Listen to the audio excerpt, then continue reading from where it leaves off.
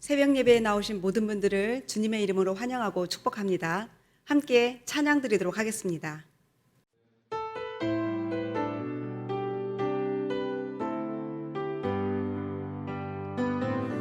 보소서 주님, 나의 마음을 선한 것 하나 없습니다. 그러나 내 모든 것 주께 드립니다. 사랑으로 안으시고 날 새롭게 하소서. 보소서 주님, 나의 마음을 선한 것 하나 없습니다. 그러나 내 모든 것 주께 드립니다. 사랑으로 안으시고 날 새롭게 하소서. 주님 마음 내게 주소서. 내 아버지 주님 마음 내게 주소서. 나를 향하신 주님의 뜻이 이루어지도록 주님 마음 내게 주소서. 주님 마음 내게 주소서. 내 아버지 주님 마음 내게 주소서. 나를 향하신 주님의 뜻이 이루어지도록 주님 마음 내게 주소서.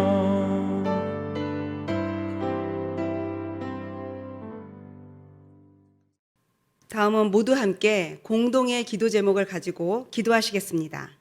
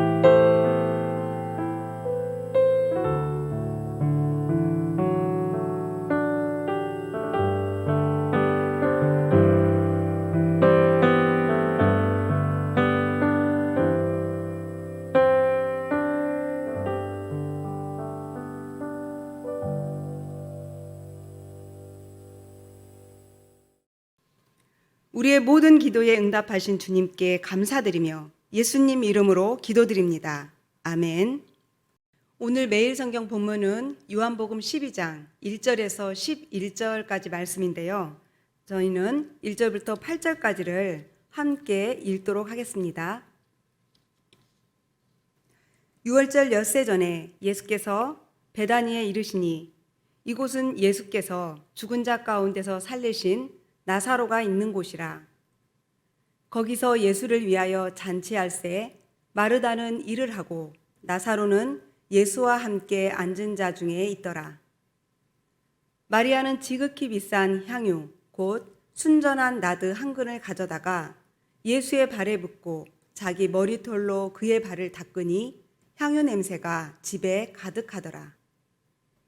제자 중 하나로서 예수를 잡아줄 가롯 유다가 말하되 이 향유를 어찌하여 300데나리온에 팔아 가난한 자들에게 주지 아니하였느냐 하니 이렇게 말함은 가난한 자들을 생각함이 아니오 그는 도둑이라 돈꾀를 맞고 거기 넣는 것을 훔쳐가미로라.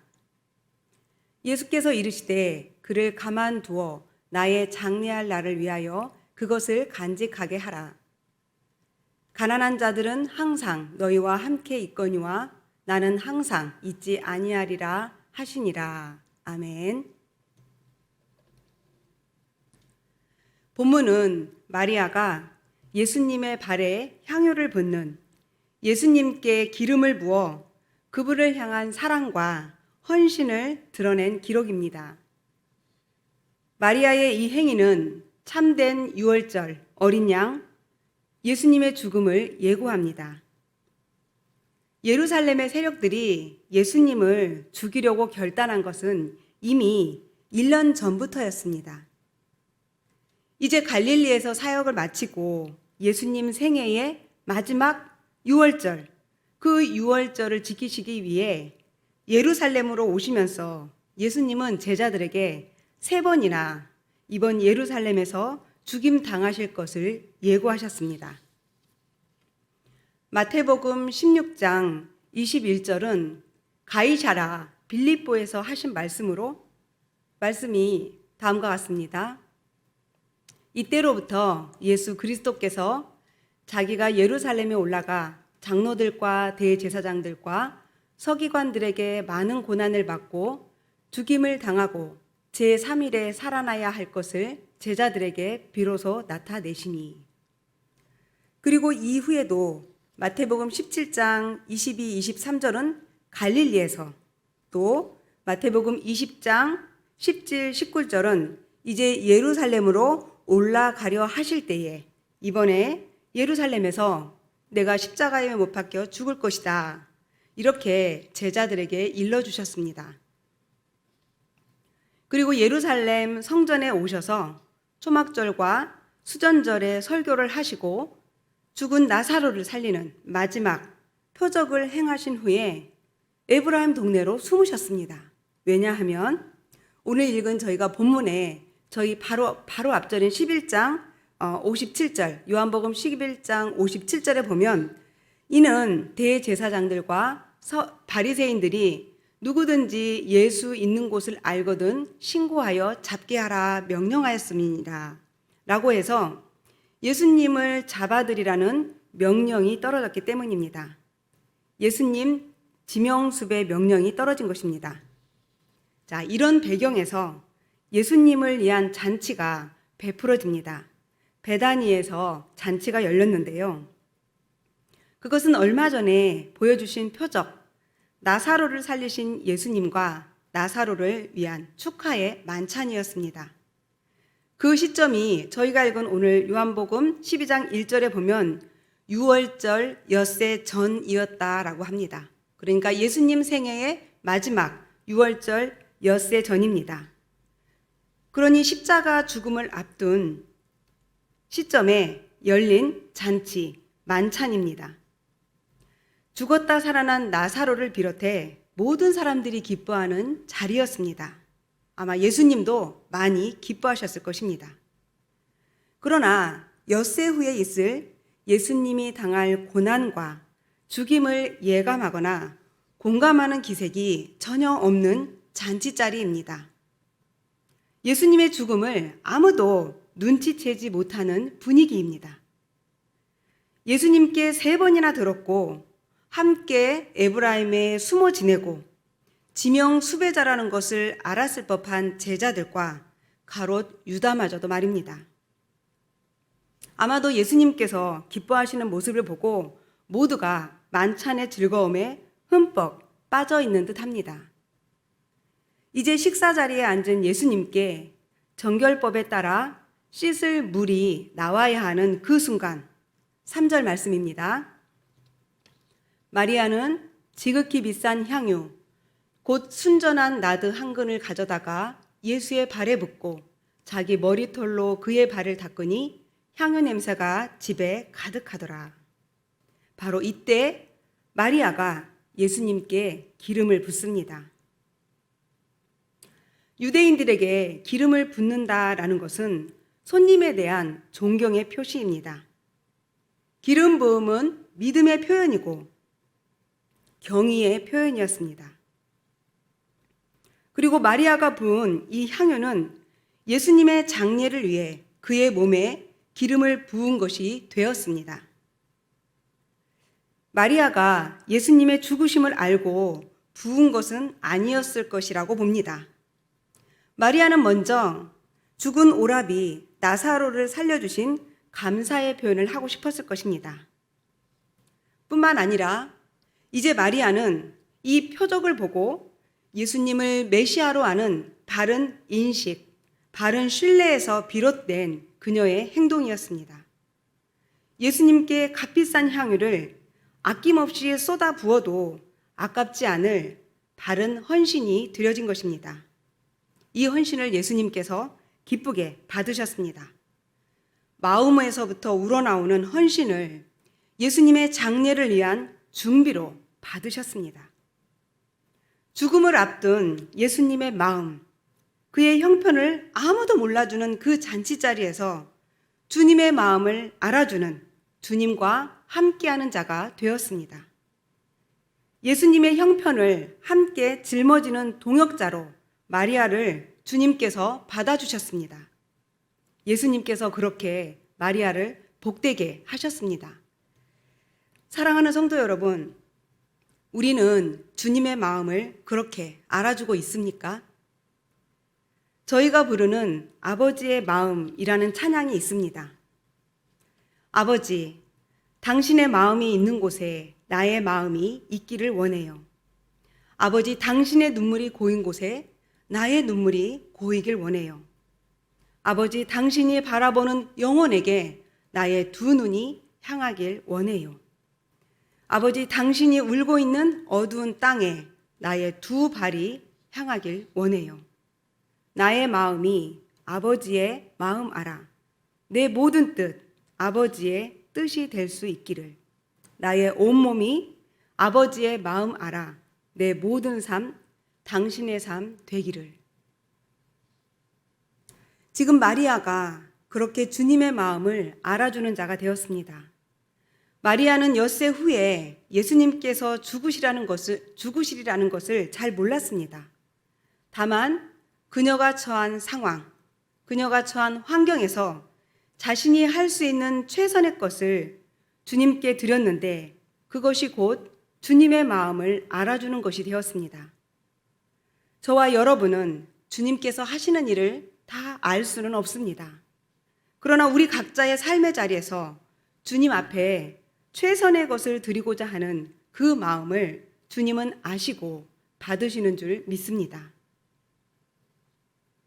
마리아는 자신의 인생에 있어서 예수님의 발에 향유를 부은 이 일이 각인되었을 것입니다. 마가복음 14장 9절 말씀에 보면 내가 진실로 너희에게 이르노니 온 천하에 어디서든지 복음이 전파되는 곳에는 이 여자가 행한 일도 말하여 그를 기억하리라 하시니라.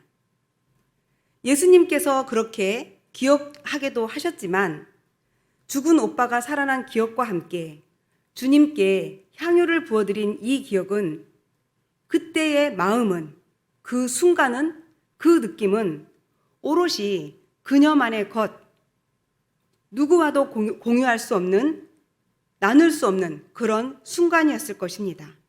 그녀만의 것이었습니다. 예수님께서 그 시간을 그녀가 오롯이 누릴 수 있도록 하십니다. 우리 7절 말씀을 함께 볼까요? 7절 말씀에 보면 예수께서 이르시되 그를 가만두어 나의 장례할 날을 위하여 그것을 간직하게 하라.